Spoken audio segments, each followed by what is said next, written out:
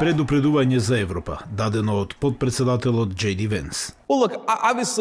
Погледнете, очигледно ќе продолжиме да имаме важни сојузи во Европа. Но навистина мислам дека силата на тие сојузи ќе зависи од тоа дали ќе ги носиме нашите општества во вистинската насока. Венс зборуваше вчера на годишната конференција за конзервативна политичка акција. Овогодинешниот собир привлече десничарски европски лидери од Аргентина, Велика Британија, Полска, Унгарија и Италија. Аналитичарите велат дека го гледаат распадот на еден од најважните сојузи на САД како се одвива во реално време. Мислам дека треба многу сериозно да го сватите она што се случува на конференцијата.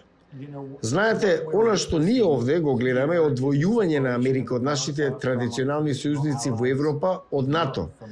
Ова е 80 годишно партнерство кој изгледа како да се распаѓа во моментов. Мислам дека тоа е аларм за американците и навистина загриженост за Европа.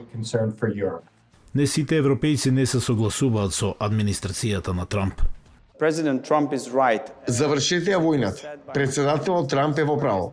Како што рече мојот премиер, оваа војна мора да заврши бидејќи никаде не носи. Лудо е, стотици, илјади луѓе умираат. Дијана Јовановиќ из Шошака, членка на Европскиот парламент која предводи екстремно десничарската партија во Романија, изјави за Гласот на Америка дека администрацијата на Трамп ја поканила. Ова, рече таа, е нејзина прва конзервативна конференција. Таа зборуваше за ставовите што ги споделува со Трамп, ставови кои, како што вели, го навели Уставниот суд на Романија да ја забрани од претседателската трка во 2024 година. Because I have opinions against European Union. Затоа што имам мислење против Европската унија, против НАТО, постапките на НАТО да се создаде војна или нешто слично. И поради моите изјави за слобода, и затоа што бев против вакцинирање против COVID и против маски, и бев гласот на Романија како што вие сте гласот на Америка. Имате неуставни мислења и не можете да одите на избори.